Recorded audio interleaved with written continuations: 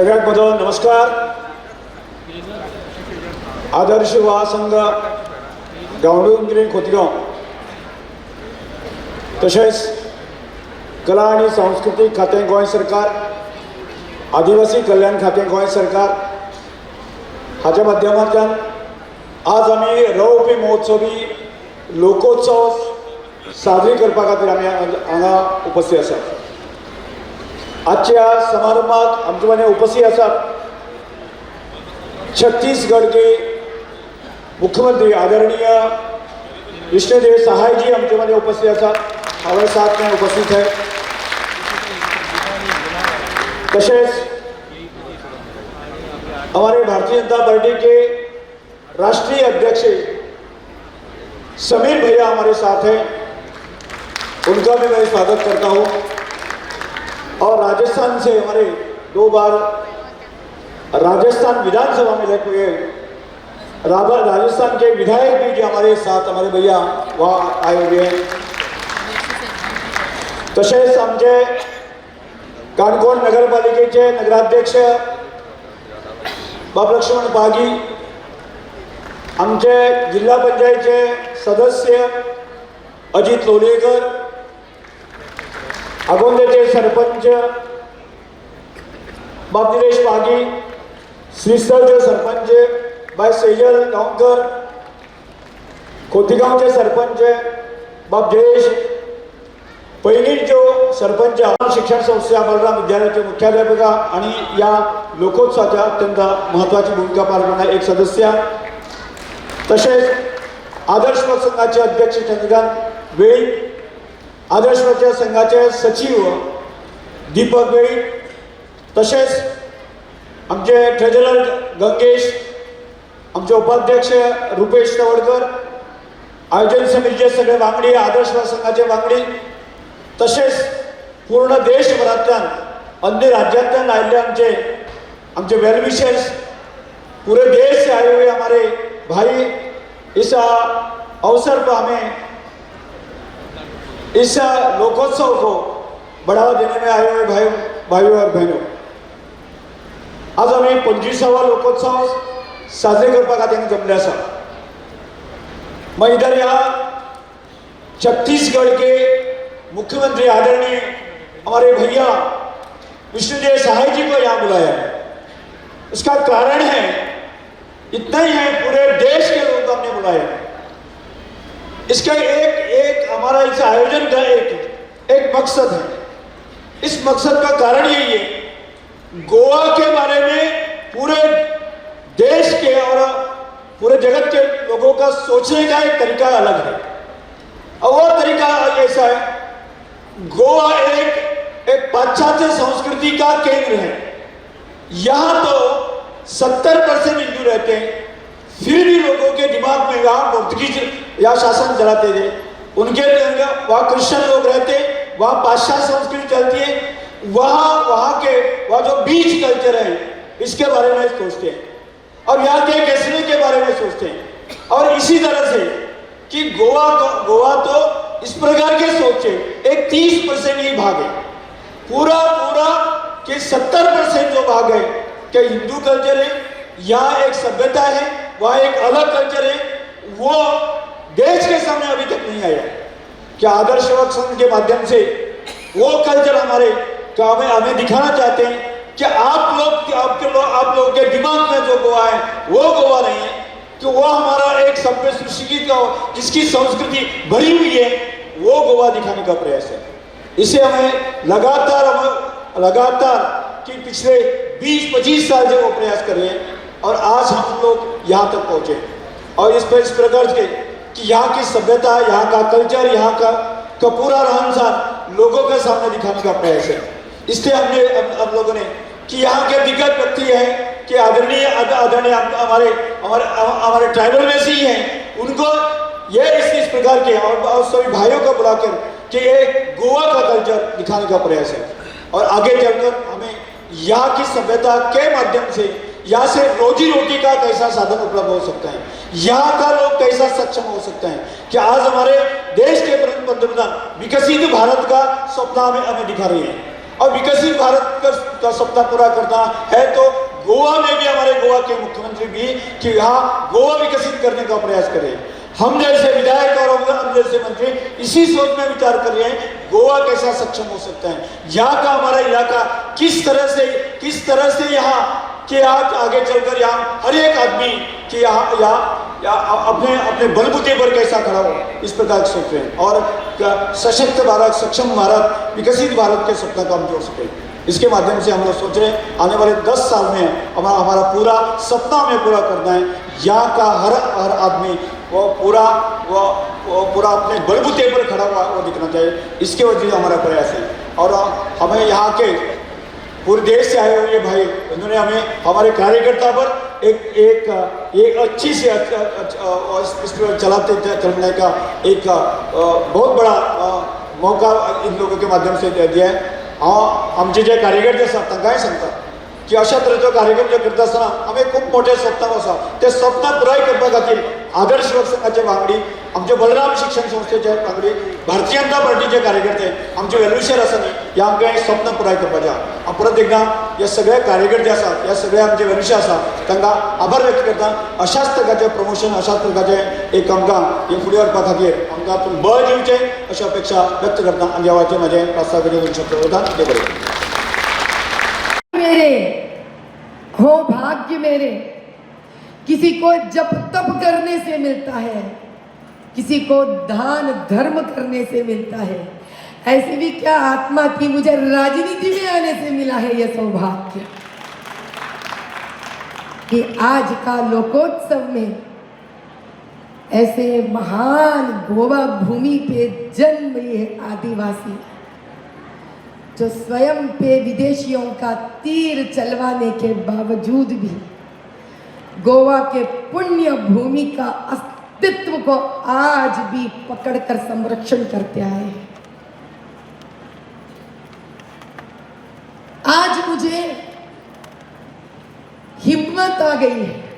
ऐसे तो माधवी दीदी के यहाँ हिम्मत कम नहीं रहती है, लेकिन दुगना त्रिगुना हो गया है कि प्रधानमंत्री नरेंद्र मोदी जी जैसे एक महान पुण्य आत्मा के नेतृत्व में, रमेश तावड़ेकर भाई के जैसे एक संघ परिवार के लक्ष्य उद्देश्य से आगे बढ़ने वाले स्वच्छ आत्मा के नेतृत्व में अब वो पंचांग के पुण्य घड़ी आ गए हैं कि हम सब आज अपने दिल की धड़कन पर हाथ रखकर कह सकते हैं कि हम आदिवासी के हाथ छोड़कर अनाथ हो गए हैं भैया, हम अनाथ हो गए हैं। ये आज हमारा कर्तव्य है कि हम इनके बीच जाए, जाने पहचाने कि आज भी कितनी सुंदरता से ये लोग अपने आप को सनातनी के जैसे सज धजते हैं। आज भी कैसे ये लोग अपने पकवान बड़े सनातन से पकाते हैं। आज भी ये कैसे पंचभूतों का आराधना करते हैं। आज भी ये कैसे पेट की जठराग्नि से लेकर खाना बनाने का अग्नि से लेकर हवन के अग्नि देव को एक ही भांति प्रार्थना करते हैं, पूजा करते हैं। कैसे आज भी प्यास लगने पर हम जो पैसे देकर पीते हैं पानी, लेकिन उसी जल का आराधना कर कर वो हमेशा 12 महीना जल का प्रवाह के लिए भगवान से प्रार्थना करते हैं। ये वो पुण्य आत्माएं हैं जो प्रकृति को माँ बनकर प्रकृति में लिपेट जाते हैं, लपट जाते हैं और लपट कर बच्चे बनकर प्रकृति का संरक्षण करते हैं। आदिवासी आज भी वही है, कल भी वही था और आगे जाकर भी वही रहेगा का मतलब है इतना ही निर्मल, इतना ही कोमल, इतना ही श्रद्धावान सनातन आदिवासी जो सनातन हिंदू धर्म का संरक्षण करते ही रहेगा आखिरी सांस तक। ये जो आज बिलक रहे हैं ना, सनातन हिंदू धर्म कमजोर कमजोर कमजोर हो गया, इसीलिए क्योंकि ये आदिवासी धनुर्धारी ने जब तक पहाड़ों पर, जंगलों पर, नदियों के तट पर निवास करते हुए आज तक हिंदू धर्म का संरक्षण अकेले बेचारे बिलखते बिलखते कर रहा है ना, कि इनकी इस श्रद्धा और आस्था के ऊपर कई विदेश वालों ने आक्रमण किया है। सबसे पहले इनकी स्वच्छता पता है क्या है आदिवासियों का? वो आज भी अपने वेशभूषण, अपनी भाषा, अपनी रहन सहन, अपना खाना, अपना देवी देवताओं का आदर सम्मान करता है। आदिवासी बदलना नहीं चाहता है, क्योंकि वो धरोहर है इस देश के सनातन का।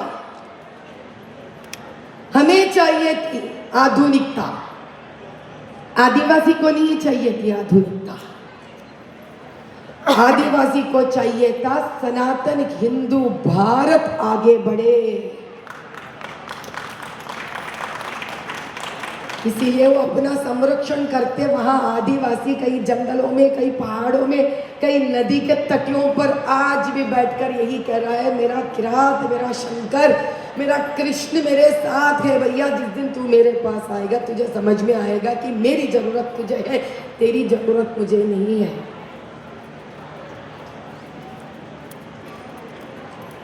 यहाँ जितने भी लोग हम यहाँ बैठ रहे हैं, स्वयं मेरे साथ, शायद मैं ये बाहर जोर से बोलकर प्रायश्चित की भीख मांग रही हूं भगवान से कि हे भगवान,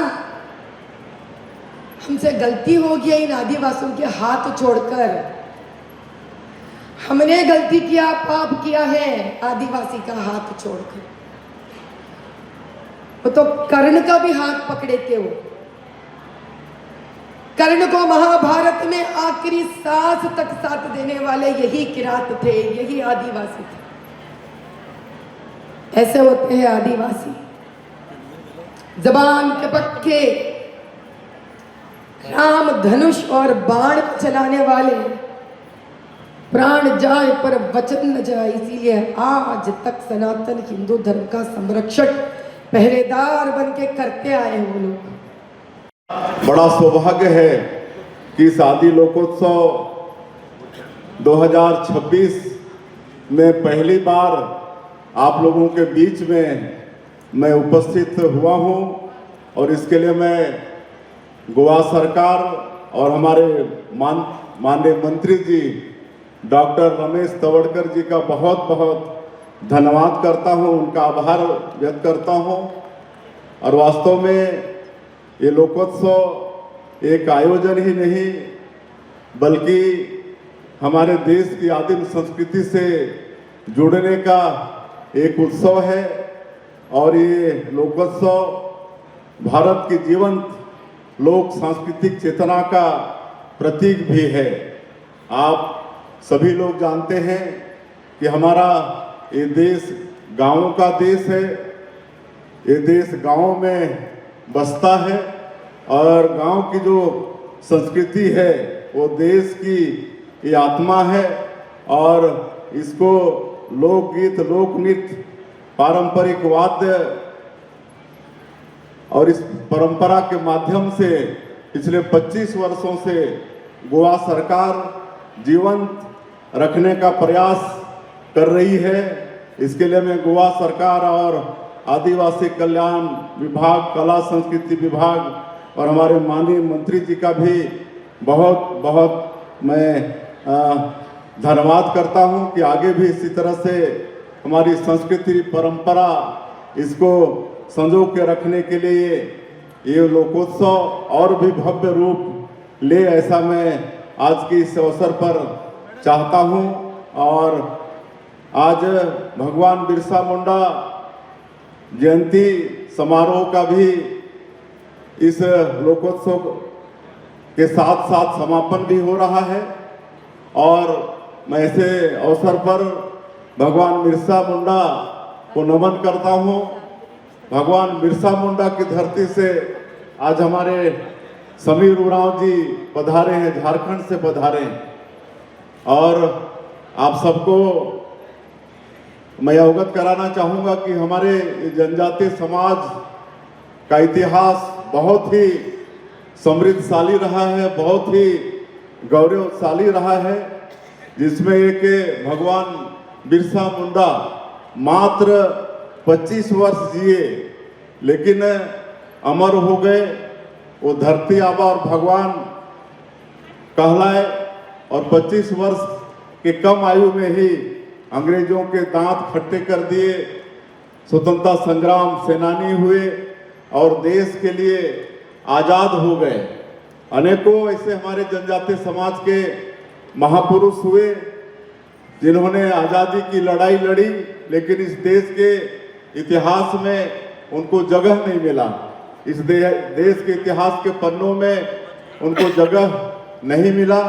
लेकिन हम धन्यवाद देना चाहेंगे हमारे देश के यशस्वी प्रधानमंत्री श्री नरेंद्र मोदी जी को, जिन्होंने इस देश में जनजातीय समाज का गौरव बढ़ाया है, मान सम्मान बढ़ाया है। आज जितने भी ऐसे आज़ादी के दीवाने हुए हमारे जनजातीय समाज के, उनको सबको सम्मान देने का काम उन्होंने किया है। आप सबको मालूम होगा कि रानी दुर्गावती हमारी जनजातीय समाज की बहुत बड़ी वीरांगना थी। आज उनको लेकर मध्य प्रदेश के जबलपुर में बहुत बड़ा संग्रहालय का निर्माण आदरणीय प्रधानमंत्री जी ने कराया है।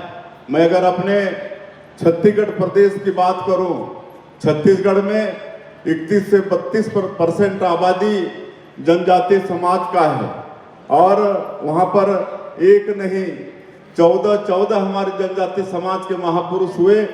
इन्होंने अंग्रेजों के साथ लड़ाई लड़ी और इनको रायपुर का जो आज जयस्तंभ चौक है वहां पर अंग्रेजों ने फांसी पर लटका दी। उसी तरह से गुंडाधुर, गेंद सिंह, अनेकों महापुरुष हुए, 14 महापुरुष हुए जो आज़ादी की लड़ाई में भाग लिए। आज उनके लिए हम लोग नया रायपुर जो छत्तीसगढ़ के अंदर में है वहाँ एक डिजिटल संग्रहालय का निर्माण किए हैं। ये देश का पहला डिजिटल संग्रहालय होगा जिसका लोकार्पण अभी रजत जयंती समारोह में हमारे देश के यशस्वी प्रधानमंत्री 1 नवंबर को जो हमारे प्रदेश का स्थापना दिवस है, आदरणीय नरेंद्र मोदी जी ने उसका लोकार्पण किया। मैं आग्रह करूंगा पूरे देश के हमारे लोग यहाँ पर आए हुए हैं, छत्तीसगढ़ जरूर आइए और हमारा जो संग्रहालय है, डिजिटल संग्रहालय, उसमें अवश्य समय निकाल कर जाएं। पूरा डिजिटल है, एक बटन दबाएंगे तो पूरा जो 14 क्रांति हुआ है उसकी जानकारी और सचित्र चित्रण है और महापुरुष के विषय में भी जानकारी मिलेगी। तो मैं आप सभी लोगों को आमंत्रण भी देना चाहूँगा कि आप सब लोग छत्तीसगढ़ पधारें। और जैसा हम कह रहे थे कि माननीय प्रधानमंत्री जी ने जनजातीय समाज का गौरव बढ़ाने का काम किया है। आज अगर हम देखते हैं तो देश का अगर सर्वोच्च जो पद होता है, महामहिम राष्ट्रपति का पद, आज उस पद पर भी हमारी जनजातीय समाज की एक बहन, एक बेटी श्रीमती द्रौपदी मुर्मू विराजमान है। इससे और गौरव का विषय क्या हो सकता है। और आज छत्तीसगढ़ प्रदेश में एक गांव का साधारण किसान का बेटा हमारे जैसा एक छोटे से पार्टी के कार्यकर्ता को अगर मुख्यमंत्री के रूप में काम करने का अवसर दिया है, तो ये भी भारतीय जनता पार्टी और हमारे आदरणीय प्रधानमंत्री जी का ये आशीर्वाद है। आज मैं 1999 में भी मेंबर ऑफ पार्लियामेंट के रूप में था, तो उस समय श्रद्धेय अटल बिहारी वाजपेयी जी वो इस देश के प्रधानमंत्री थे और उन्होंने भी हमारी जनजातीय समाज का मान और सम्मान बढ़ाया। पहली बार देश के जनजातीय समाज का ठीक से विकास हो, हर क्षेत्र में विकास हो, इसलिए भारत सरकार में आदिम जाति कल्याण मंत्रालय का गठन पहली बार हुआ। इसके पहले लगातार 53-54 वर्षों तक सरकार रही, लेकिन उस सरकार को कभी आदिवासियों का ख्याल नहीं आया। लेकिन श्रद्धेय अटल बिहारी वाजपेयी जी ने हमारे जनजातीय समाज के चौमुखी विकास के लिए पहली बार भारत सरकार में आदिम जाति कल्याण मंत्रालय का गठन किया।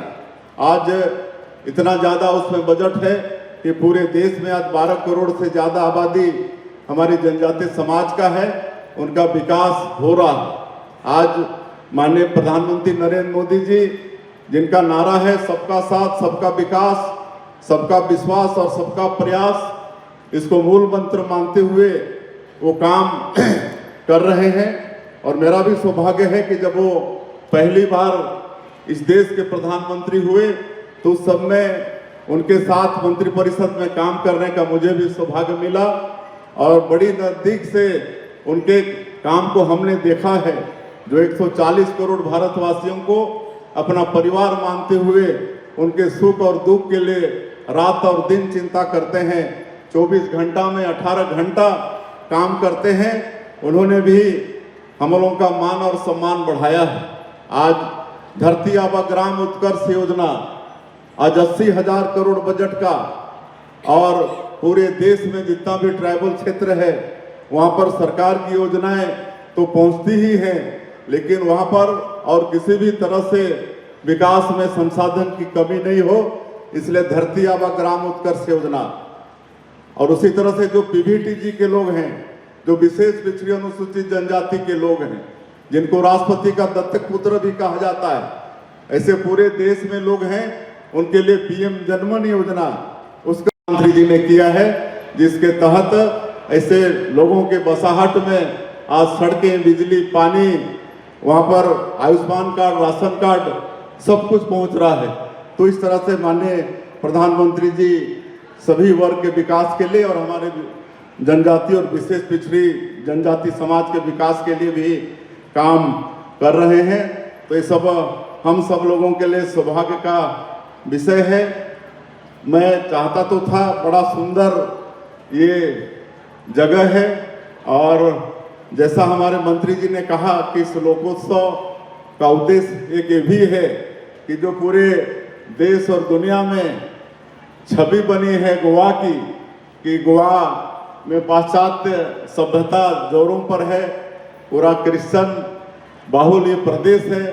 लेकिन जब हम कल रात में यहाँ के माननीय मुख्यमंत्री और हमारे मित्र डॉक्टर प्रमोद सावंत जी के साथ डिनर कर रहे थे, तो सब हम पूछताछ कर रहे थे, तो उन्होंने बताया कि नहीं, यहाँ पर 70% हिंदू हैं। ये तो हम भी, हमारे मानस में भी यही था कि मतलब गोवा में ज़्यादातर ईसाई हैं, लेकिन कल पहली बार पता चला और आज हमारे मंत्री जी ने भी बताया कि 70% यहाँ पर ईसाई मतलब हिंदू हैं और पश्चिमी सभ्यता हावी है। ऐसा भी यहाँ पर नहीं है। यहाँ पर हम आज पूरा कई गांव, कई लोगों से मिले हैं, बड़ी अच्छी संस्कार, बड़े अच्छे संस्कृति यहाँ पर हैं। तो इस तरह से ये लोकोत्सव यहाँ के विषय में जो परसेप्शन एक पूरे देश में बना है वो भी हटे, ऐसा हम चाहेंगे। उसी तरह से हमारे छत्तीसगढ़ का भी एक छवि बना था कि छत्तीसगढ़ पूरा नक्सलवाद से ग्रसित है, और जैसे ही देश की राजधानी रायपुर में उतरेंगे तो ऐसे ही गोलीबारी ठाई शुरू हो जाएगा, ऐसा लोग सोचते थे। और खनिज संपदा से भरपूर है हमारा छत्तीसगढ़। वहाँ पर लोहा, कोयला, बॉक्साइट, लिथियम, डायमंड, गोल्ड, टीना का हम लोग एकमात्र उत्पादक प्रदेश हैं। उसके बाद भी कोई निवेश करना नहीं चाहते थे, सब सोचते थे कि वो नक्सली प्रभावित प्रदेश है। लेकिन अभी 2 साल से हम लोग सरकार में हैं, तो डबल इंजन सरकार भी है, और माननीय प्रधानमंत्री जी और माननीय गृह मंत्री जी दृढ़ इच्छा शक्ति के कारण आज ये मार्च 2026 में नक्सलवाद को समाप्त करना है। और बड़ी तादाद में हमारे छत्तीसगढ़ में नक्सलवाद था, लेकिन आप लोग समाचारों से अवगत होते होंगे कि आज नक्सलवाद समाप्ति की ओर है, नक्सलवाद का कमर ही टूट गया है। और हमारे माननीय प्रधानमंत्री जी, गृह मंत्री जी का संकल्प पूरा हुआ है, तो हम भी प्रयास कर रहे हैं कि छत्तीसगढ़ की भी जो छवि है नक्सलवाद की वो भी दूर हटे। और आप सब लोगों से भी हम आग्रह करना चाहेंगे, पूरे देश भर से आप लोग आए हुए हैं, इसको थोड़ा प्रचार प्रसार पूरे देश में होना चाहिए कि आज छत्तीसगढ़ से भी नक्सलवाद पूरा समाप्त हो रहा है। और वहाँ पर हम लोग नई उद्योग नीति भी लाए हैं। नई उद्योग नीति में हमारे ST/SC को बहुत फोकस हुआ है और अभी एक साल में करीब 8 लाख करोड़ का निवेश प्रस्ताव हम लोग को मिला है और कई काम धरातल में शुरू भी हो गया है। तो इस तरह से हम लोग भी छत्तीसगढ़ की जो छवि थी नक्सलवाद की, उसको दूर करने में हम लोग सफल हो रहे हैं। और हम समझते हैं कि आदि लोकोत्सव ये भी एक उसका माध्यम बनेगा। मैं और ज़्यादा नहीं कहते हुए आज बहुत अच्छा लगा आप सब लोगों के बीच में यहाँ पर आकर। मैं इसके लिए गोवा सरकार और माननीय मंत्री डॉक्टर रमेश तवड़कर जी को बहुत बहुत धन्यवाद देना चाहूँगा, जिन्होंने हम लोग को यहाँ पर बुलाया, सम्मान किया। और आज हमारे गोवा सरकार में जितने भी विभिन्न क्षेत्रों में अच्छे काम किए हैं, ऐसे भाई बहनों का भी इस मंच से सम्मान हुआ है, उनको भी हम बहुत बहुत धन्यवाद देना चाहेंगे। उनकी उज्जवल भविष्य की शुभकामना करना चाहेंगे। और अंत में फिर से एक बार पूरे देश भर से आए हुए हमारे सभी बंधुओं का छत्तीसगढ़ की 3 करोड़ जनता की तरफ से फिर से अभिनंदन और स्वागत करते हुए, और आगे फिर मंत्री जी बुलाते रहेंगे, इसी अपेक्षा के साथ में अपनी